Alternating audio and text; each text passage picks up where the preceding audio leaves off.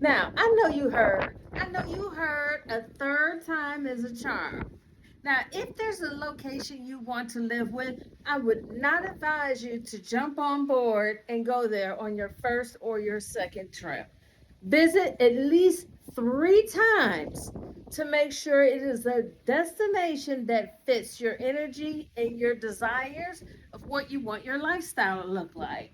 Because, and every time that you go, make sure you stay a little longer. The more you go, the more you'll learn. You'll learn the first time it's all about the feeling of newness, right? The second time, oh, this is still good. Let me get to know a little bit about this place. The third time is, oh, we're digging deep in.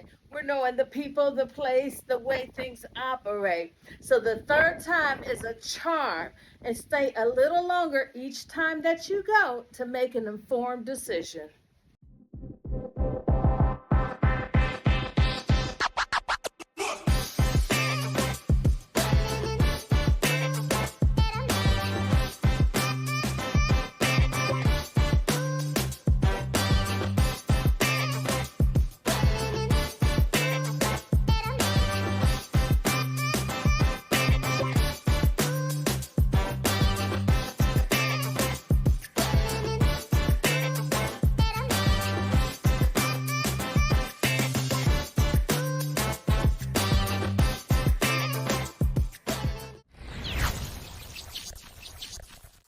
All right, welcome back to Travel Live Globally.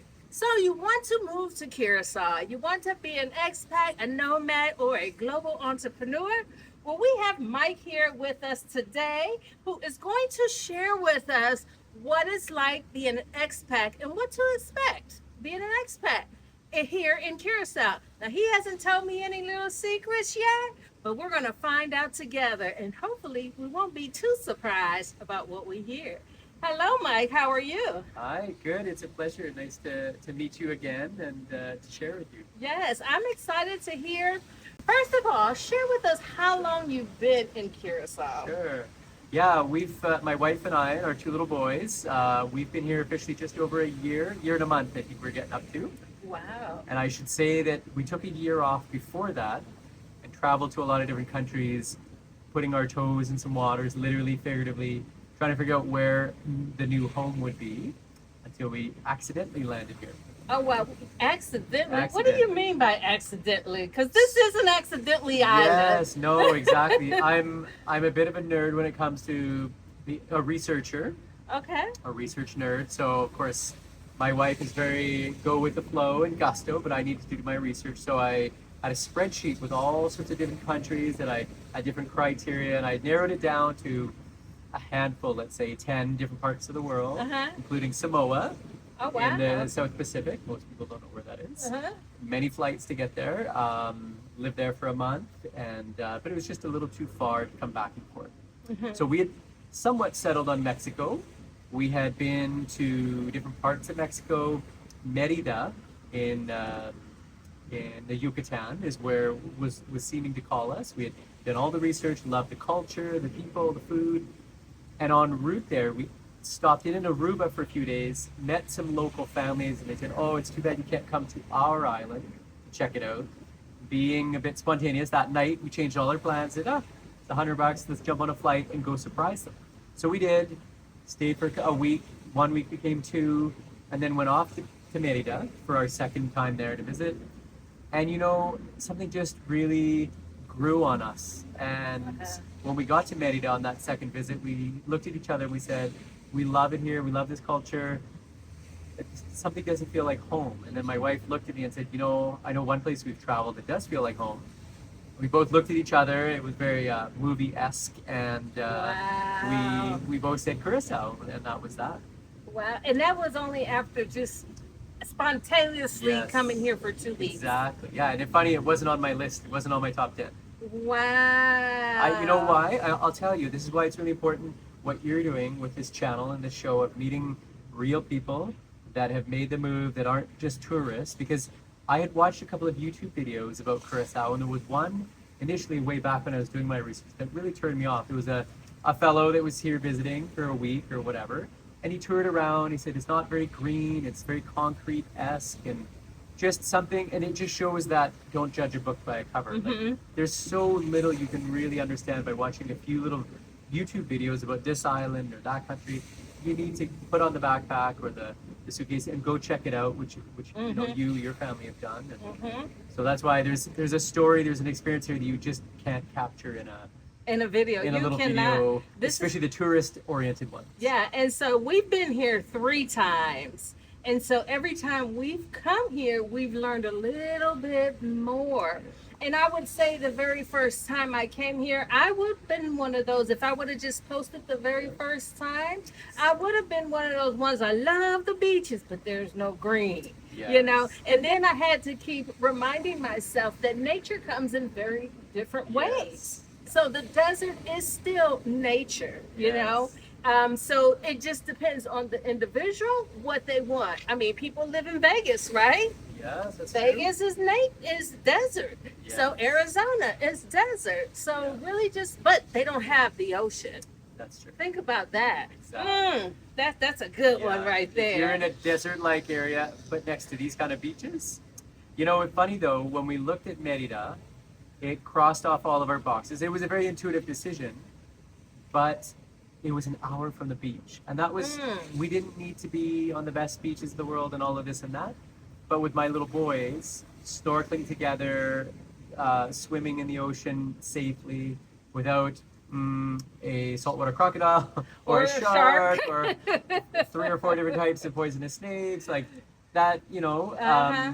So when we went to check out the beach in near Merida, an hour away, you know, you've got all the seaweed. There is no snorkeling to be had for hours in any direction, other than way across to Cancun. And not that it was because of that; it certainly wasn't. But that appealed to me. And Curacao has some of the best snorkeling diving in the world, bar none. If that's important to someone, but truly, if I can share, our biggest inspiration for coming to Curacao wasn't aesthetic. It wasn't necessarily beaches. It wasn't necessarily the beautiful downtown, which I didn't see a lot of in the movies. Which, you know, that as an artist at heart, being in a city in a country where it is probably the most artistic as a country that I've ever lived in. It's kind of ironic. Well, before you continue with your story, that's what attracted me to here, because I love artists. Okay. And so this place has, if you're an artist, you will love it here. You need to at least visit. If you're an artist, come, particularly during the, what do they call it? Kaya Kaya.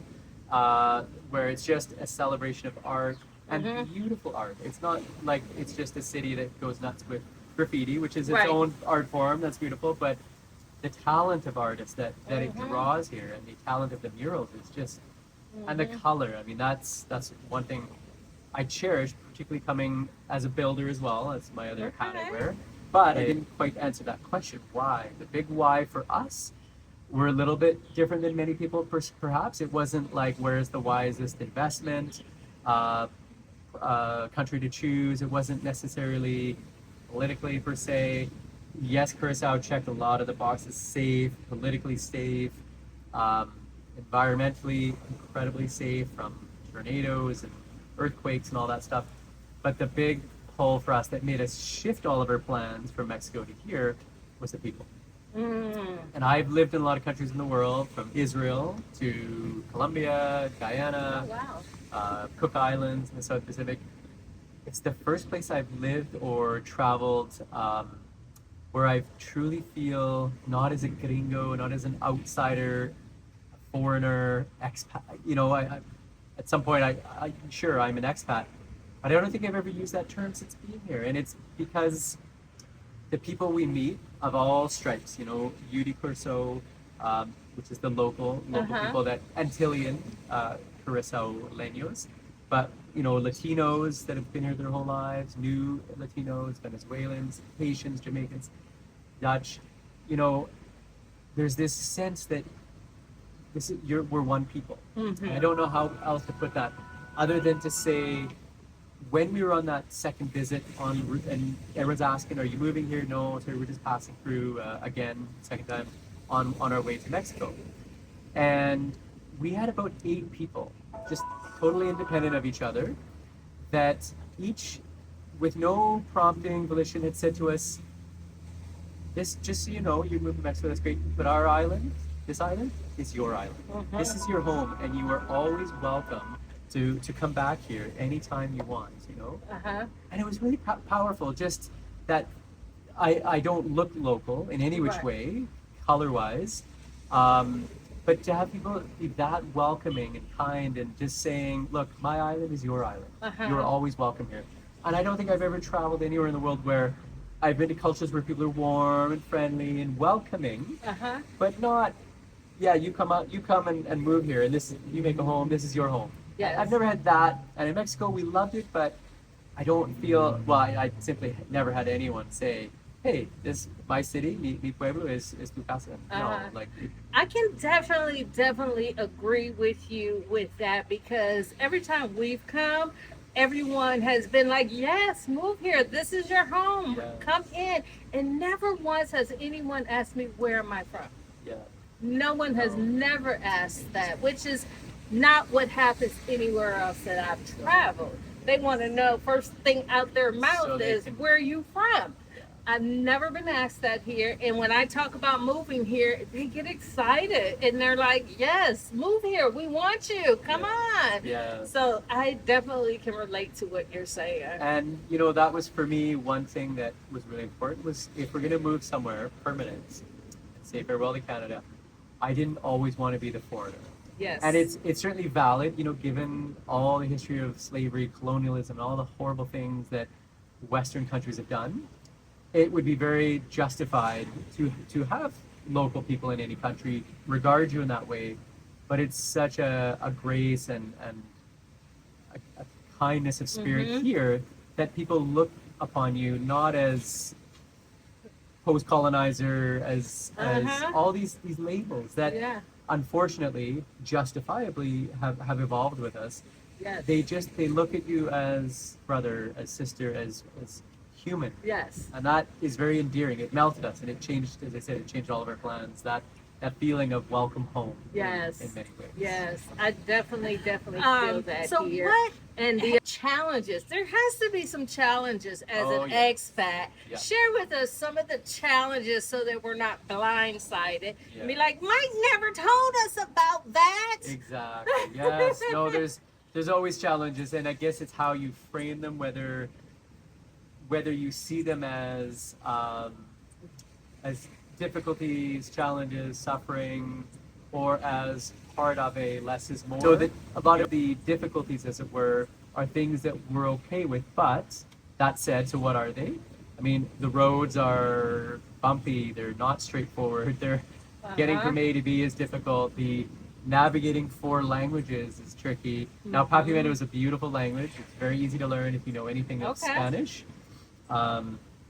Our children are very intentionally in local schools, which come with their own challenges. We didn't go put them in a fancy private school, which many friends of ours that have moved here have done so. And we wanted them to be one with the people, learn the local languages, and not live sort of this special privileged life. And for us, a big part of moving here was to find a way to have greater sense of meaning and give back.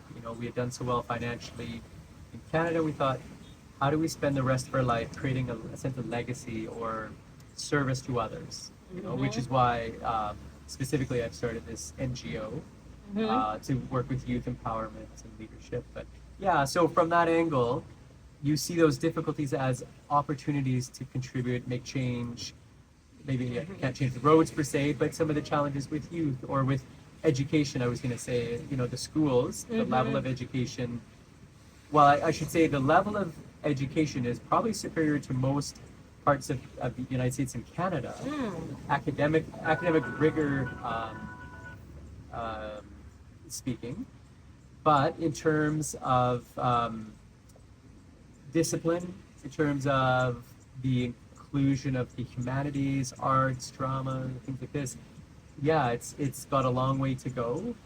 So there's challenges, as it were, with the educational system, but if one could try to see these things as things that you embrace in relation to living in such a wonderful, beautiful place, I think the most important thing, whether someone's contemplating Curacao or any other place, the one thing I've learned after 20 years of traveling, living abroad, is come with that humility as a guest. Mm-hmm. And while you privately may grit your teeth with some of those frustrations, the roads, the this, there are no Home Depots, Walmarts, Right. stores close quite early. Sunday, don't plan on doing much of your shopping. Right.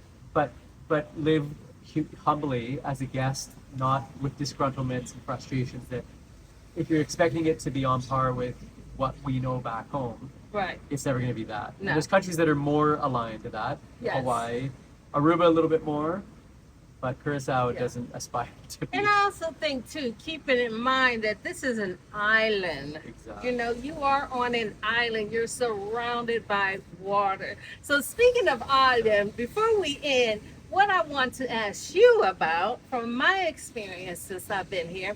Now I lived in Costa Rica for 3 years, so I know what island time is, right? But I feel like here, it's island time on top of island time, Yes. on top of island time here. It's a little different than just simple island time. Yeah. Can you explain to me why that is? Because Yeah. that's the only thing that kind of catches me off guard. Yeah, I think that's true across a lot of islands, certainly in the Caribbean, Guyana, where I lived for some time, which is next to Suriname. There, they have a similar time sensibility, and they would say just now. They'd say, "Ma come just now," which means I'm coming soon. But Uh-huh. that could be in 5 minutes, or it could be tomorrow, Or it could be next or, week. or anything in between. Yes, exactly. So they don't use that expression here, but it's similar. We went to a birthday of a local family, and the birthday was on a Sunday. Starts at 4, so we thought, okay, well, we showed up at 4:30. Kids got to go to bed at 6:30. We showed up at maybe 4:30, 4:45. There's nobody there. Wow. The lady doing the bouncy castle shows up at 5:30. The two ladies, the moms of the house, are running around in bras and hair all over and cutting up meat at 5:30 still. And it was supposed to end at what time? no, it started at 4. It said 4 to 6. Wow. And then the next few guests are showing up just closer to 6. And we had to leave. We stretched it to like 7. But we got baby at that time. And the moms are like, "Say what? You're leaving?" And it's like, "Well, yeah, we got to get kids to bed." But the party hadn't even started by 7. It was just getting going. Wow. Right? And it probably would have gone till 10, 11 with all Yeah. the kids, little ones. So Yeah. the concept of kids in bed at 7 or no, that doesn't. Yeah. Especially on the weekends. Kids, you go into Punda So or it Sabana. So if you get an invitation, go at the end of the starting Yes, time. yes, exactly. Yes. So that is one thing I have noticed that is different than other people's island time. Yes, exactly. So they're really, really relaxed, but they got the rush in the car. Yes. So they rush in the car, but they're really, really relaxed with island time and everything else. Yeah. So the one last thing I wanted to say as well that to me speaks to what the people are like here. It's the only country in the world I've driven where people drive the way they treat you. And by that I mean, Colombia, I lived there for a bit. You go to Medellin, loveliest, nicest people in the world. But you get in that car, you get in the Uber, and you don't dare drive. But if you jump in your Uber, God help you. You put 2 seatbelts if you have them, 3, because it is a wild ride. And if you were crossing a road with a child or a baby, good luck. It is run as fast as you can. that's not here though. No, that's not Curacao? It took us a long time as Canadians to get used to this idea that when you're driving along, if there's someone at a stop who's trying to come in, you stop and you let them in. And in Canada, that's illegal. You don't let people in. And they have this honor system here where everyone just sort of lets each other. Now, there's times and there's spots where like, no, you're not getting in. But generally, like we lived in a rental where there's no light where there ought to have been. And there's just a system of everybody just lets each other in and yep, go ahead. And they use the horn and the lights not to cuss and vile and what's the matter for you? Like in Italy. No, it's to say hi. Yes. Or it's to let each other. The light means you go for it. Yes. It's interesting when people behave behind the wheel in private the way not everyone obviously, but much more so than I'm used to in Canada. It's endearing. Yes. It speaks I to did read about that the horn doesn't mean aggressive here. It means welcome or go or welcome or something like that. So I did read about that. Yeah. It took us a while to get used to and align so that we just, as you go along, oh, he wants to go, yep. Yeah. It's lovely. Yeah. All right. So there you have it. An expat over a little over a year now. Do you have any last words for anyone who is even considering coming here as an expat or a nomad? Do you have any last words for them? The last words would probably be just do it. Not to be a Nike fan, but try it. You got no harm in taking a few weeks or a month and just, but do that, because we've had friends that have up and sold everything and moved to whichever part of the world, and then a year later they're regretting it coming back. But you know what we did, where we took that month off with I mean, our baby was 2 months old when we packed it up and started traveling the world. And yes, you can't travel easily with toddlers and infants, and but yeah, do that trial run. Try it for a month or a few weeks, but it's a lot easier than one imagines. It is a lot of our mental conceptions of I won't find work, or I won't be able to get a residency, or too expensive. A lot of this is needs to be shattered. Those myths need to be shattered, because it may not be the reality. Here, our home cost is about a third of what it was in Canada. Yes. Right? For a wonderful, lovely home with a pool. So yes. So there you have it. So, John and Kerry, what brings you to Curacao? Well, You go. we had the freedom to work from wherever we wanted for the first time in our lives. And we decided, why don't we try working from another place other than our home offices? And what would that be like? And we've never lived any place outside of the United States. We've visited, of course, we've traveled, but we've stayed at hotels and resorts. And this was an opportunity to stay in the community, shop in the community, drive in the community, and really experience the community while we still were working. And so we had the freedom, so we did it. And how do you like Curacao? Is this your first time here? Second time. Second. We were here in October for a vacation, staying at a resort for our 25th wedding anniversary. Oh, congratulations on the 25th Thank you. anniversary. Thank you. We loved it so much, and we did a private tour, a one-day private tour, and said, really show us the island, not the touristy things, but what would it be like to live here? Show us the residential communities, show us what a grocery store is like, you know. And he was like, okay, he actually ran errands while he was showing us around. He's calling his wife, I'm at the grocery store, you need anything? He's like, I thought you had a client. He's like, well, long story. Yeah, so we just loved that trip. We were here for about a week, and said, let's rent an Airbnb type place, and here we are. And you're back again. We're back. So that was October, November, December, January, February, March, April, May. 7 months. Yes. Yeah. 7 months between the trip, and you was ready to come back. Yeah, well, to be fair, we booked the trip, the October trip, 2 years before that. Oh, wow. So we've been looking at and anticipating Curacao for 2 years. And then we came here for the vacation and took this tour, realized how much we liked the people. We've always loved the Caribbean people. The Caribbean is basically where we always vacation. And so we just said, this sounds like a place we'd like to spend more time. And then Here I was we going are. to say, to be fair, the reason it took us 7 months to come back is because John had a major event. And so we couldn't leave until that event was over. So we left 2 days after that major We did. event. Oh, wow. So if we didn't have the event in May, we would have been here soon. Oh, wow. So, is there any other locations that you're kind of like teetering with Curacao being a newly expat? Or I know you're not going to be nomads, you're going to be fully expats. You plan on it, right? We'll see. I mean, we've got about 2 years worth of things to wrap up in the United States. Okay. So we have the time to explore. Any other places that you've explored? Well, I'll jump in and Yeah. answer that. So I'd say before we really started researching Curacao in earnest, we were looking at Costa Rica. You know, we signed up for the Facebook groups, Expats in Costa Rica. Smart move. We of course looked at Portugal, Spain, you know, like all the research, like those are the top countries. So we looked at them all kind of cumulatively together, but as John mentioned, since we were going to be in Curacao, we were going to have boots on the ground, with flip-flops on the ground, really. We said, well, let's just start researching Curacao first. Okay. And it was just one of those, everything we researched, check. Check the boxes. Check. It was like, if anything, it got better. You know, and we have high standards and high, you know, we have deal breakers. But everything was like, oh wow, oh I didn't know that, oh I didn't realize, oh that's amazing.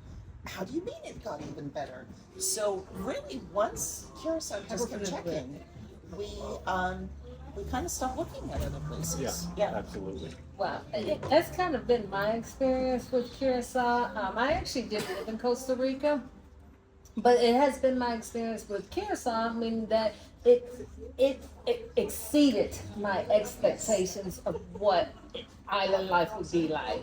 We can find so many other places to go that is a lot less expensive, like Costa Rica or Belize, but we do run into that language barrier. How many times have you been here? I've been here this is our third trip here. Okay. Yes, our third trip, and we keep coming back, so it must be a sign. It must be a sign. I actually really like it here, and if you have any questions for me, feel free to ask like you just did. Yeah, well, you've been in several different parts of the country. Uh-huh. What part of the country have you enjoyed staying in the most? I actually like Pima area. Okay. I do like Shulu, I think it's called. And I like the Shulu area because it's actually away from the tourists, but close enough to walk to the coffee shops and walk to the different activities that may be going on and the shopping and all that stuff. And I want to be able to get out and walk. So where we're staying now is, they call it Saint Miguel is how they say it. I thought we would be able to get out and walk, but we're up a hill. We're up a hill, so walking down the dirt road or a gravel road would be very difficult. So I don't really get out the house to walk. I have to literally, when I get out the house, I have to get in a car, which is not what I want to live life like. I don't want to have to get in the car to go somewhere, so that's why I like downtown area. I do not like the tourist area, the way Mambo Beach area. I would never live down there. I think it's very, very touristy. I liked up north by, what is it called? Yes, West Point. I like up there, but I just haven't explored it as much. So I do kind of like the slower pace, but I also want to have access. I want to be able to get out and walk. Yeah. No, see, I think that's why we got very lucky finding Brookbay, because it's far enough out of the tourist that it's not super crazy. Yes. But there are conveniences, you know, some local restaurants, things like that. And heading down to Juliana Door is quite easy. That's where we do our grocery shopping. But it's such a residential community. You can walk through the community and feel safe. Yes. You know, so to me, it's the best of both worlds. And then we're 20-25 minutes from the northern end, 15 minutes from Billingstead. So it's the conveniences are right there. Yes. But you also have a town and a life around you. Yeah, and I actually like the idea of moving to a neighborhood that you can build relationships with. I don't want to be outside by myself somewhere in the desert. I know this is a desert island, but I don't want to be outside in the desert. So I do like the idea of building a community, building relationships inside of a community. Absolutely. And just across the road from work there is Harmony, and that's a new development site. So that's another community that's being built. So that's what right you're telling there. me to go check so we can be neighbors? It's not much better than Harmony. Or Right. even Daniel, which is up the road just a little bit more. So it's not as far as West Point. Okay. So what we really like is they're really building up this area. Yes. But still the natural beauty, everything Yes. like that is being preserved, which is Yes, nice. and it's probably not as expensive yet. Like, I think it has room to grow in pricing. If you don't get in now, you probably be paying more. I would agree. I would agree. Yeah, Absolutely. yeah. So Absolutely. that's a good thing. So is there anything that prevents you saying, let me explore other places first because I don't know about this, or it's missing this, or... I'm going to answer it in my own unique way. Our second date, I knew he was the man I was going to marry. Okay. It took him longer to figure The that second out. day you met? No, the second date. Date. We had been Okay. friends for a few months, Okay. but then we went on a date and went, oh, this guy's got potential. Second date, I said, he's the man I'm going to marry. Uh-huh. Like, I'd like to tease him. It took him 4 years longer to figure that out. But, so, to answer your question, it's not that there's reasons not to. I just know that this is where You I just belong. know. I just know. But please, you had something to say. Well, I was just going to say that when you think about the Caribbean or South America, there can be a language barrier. We've been to Jamaica many times, and I'll never understand the patio that they speak. It's just too hard. Parliamento actually makes some sense. Oh. So it's based in some Dutch, it's based in some English, it's based in some French, some Spanish.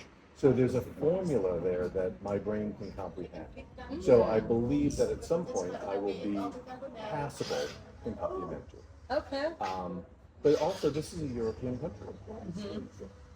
There's something different about the way it's run in terms of the government. Yes. There's something different about the way the roads are. Of course, we get to drive on our side of the street, if you will. Yes. So I'm comfortable driving here. The people have been so warm. It's just been like, why would we look to anyplace else? And just to tell a story about how lovely the locals are, I think it was our second, if not third day. We're at the bank. The sun's blazing down on us, and we got there right in time. We needed to go to the ATM, and that's when they're loading the other car. So it's security. You're like standing, we're like, we're cool, we're cool. So we're standing in the blazing hot sun, patiently waiting, and this nice woman walks by and says, there's an ATM inside. She must come on, and it took us, because it was part of the mall. We had never been in a mall, nothing like that. And she was just so gracious and kind, and just took us into the nice, cool, air-conditioned, shady mall. So me being me, I'm like, how could you tell we were tourists? Giving her a laugh for the day, but she talked with us, and she was a lovely, lovely person. Didn't have to help us, not at all. Right. So I got something to back your story up with. So today we were looking for the laundromat. We drove all around the whole downtown area looking for this coffee shop laundromat because we wanted to have coffee while we do our laundry, of course, right? We could not find this laundromat, but there's a sign that Renee kept saying, I know there's a laundromat around here. I seen the big old orange building. We saw the building. We parked. She walked over. Of course, it's closed. But by the time she came back to the car, a police officer walks up to it, and I'm thinking, oh my God, we're parked illegal. We're going to get in trouble, right? And we rolled down the window. He said, if you're looking for the laundromat, like literally, he didn't even ask any questions. He's like, if you're looking for the laundromat, you need to go around the corner over there and just head straight down. And we was like, how did you know we were looking for the laundromat? Well, they probably watched her walk over and walk back. And then as he walked up to the car, we had the big old laundry stuff in the back of the seat. But literally, we were like, how do you know that? Because he didn't even ask her anything. He's like, if you're looking for it, you're going to go down the street and around the corner. So that was kind of cool, too. So that's kind of like your story right there. Just instantly know how to help and know what you need. Yes, Yeah. and so friendly and accessible with the help. Uh-huh. And the safety of the island is another thing that Yes. really calls to us. Yes.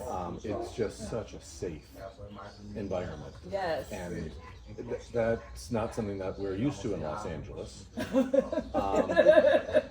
And with the lack of air conditioning throughout the entire house, you're required to keep the windows and the doors open at all times. And so we've got the front door open, we've got the back door open, we've got all the side windows open, and there's no screens on the windows. Yes. So anyone, if they had a passion to get into our house, would not have any difficulty. Not a problem. Yeah. We leave it open all the time. Yeah. So the safety here really calls to me as well. Yes, I definitely tell single women who want to travel, like if you go to Curacao, you will feel safe. Yes. I definitely would recommend this for a single person to travel to because of the safety. But the benefit of having that European passport is also a plus for becoming an expat if you choose this area, becoming an expat and a permanent resident here, because they have a very strong passport. So I like that idea. But you know, I did ask y'all what would deter you from here? What would get you to go somewhere else? And you just kept telling me the benefits. Like you didn't tell me anything. You just kept talking about the benefits. Well, that is exactly how it mirrors our research. We have yet to find. Yeah, when we did our research, it was like, well, it can't be this good. And then we'd read something else, we're like, it just got better. You know, and being Americans and having the friendship treaty with America, that we can gain residency without hassle. And everything about this was, it checked every box we needed. And so, no, I don't think we are going to look at any other place to consider as expat. If we find something, we'll let you know. Yeah, Right. exactly. Or you can be like me, so I want 4 vacation homes all over the world. So one of them can be here. And then after I get the business up and going, guess what? We're gonna go get another location with a whole different view and a whole different atmosphere. So we'll have 4 places that we can go visit.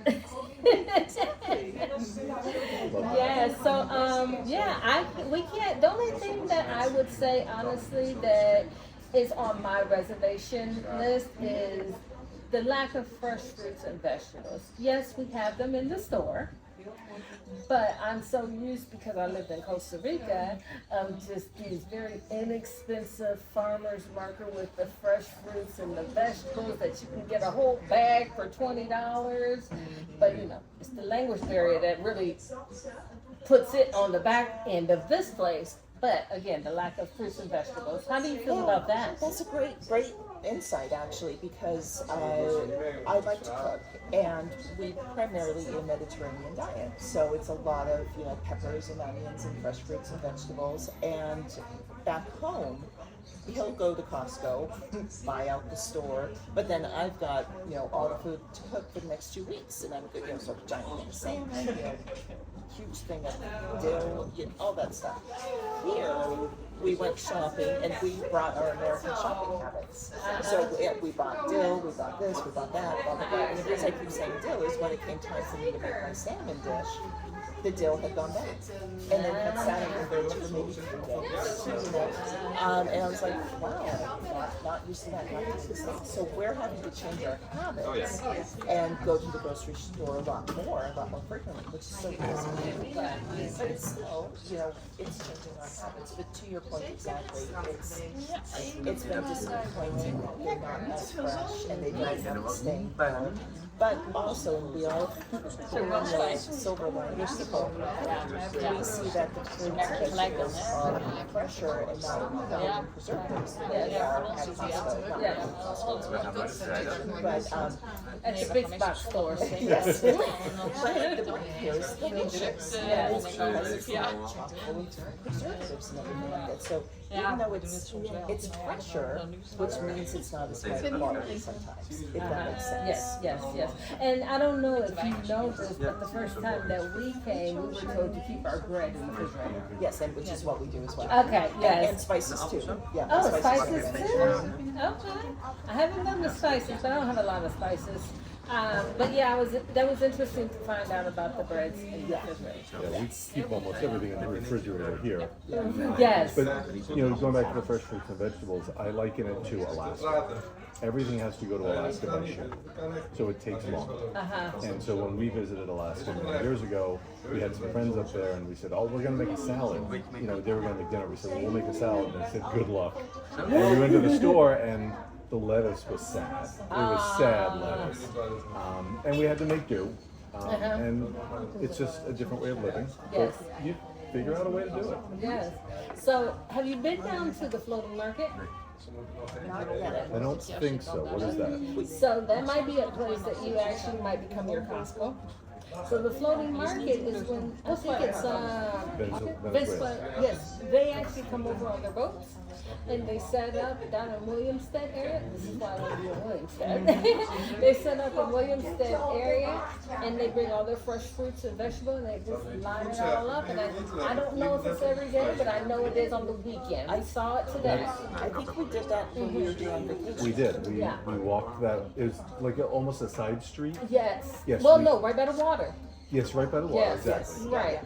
Like a back alley. Yeah, yes, Yeah. yes. Yeah, we did that when we were here in October. Yeah. Yes. And we do plan to go again. Yeah, and that's when we saw that avocados here are like this big. Yes. And that was like, wow. Yes. And the person who was giving us the tour, he was grousing that avocados were so expensive. He said avocados here are like $3 a piece now. And we hadn't gone to the market yet. We're like, oh, okay. And that's how they price it, $3 a piece. Yeah, it can be. And so we get there, and the avocado was this big. Well, I'm used to a Mexican Right. avocado that's that big for $2.50. So I was like, oh, okay. Yes, Um, yes. So yeah, we've been to that market. We like it. And we'll go again. Yeah, we'll definitely. Yeah. Yes. So anything you want to say as we wrap this up? Come here. Come here. Tell them in the camera. Come to Curacao. All right. Thank you so much for sitting with me and having me and giving me your insight about moving here as an expat or, you know, future expat, as you say, maybe. But I think it's going to happen. So thank you so much for sitting with me and sharing your stories with me. Thanks for inviting me. There you have it. So stay tuned as we move inside, and we're going to talk about what it takes to move here as far as the legal side of being an expat or a nomad or a resident in Curacao. So stay tuned. We'll be right back.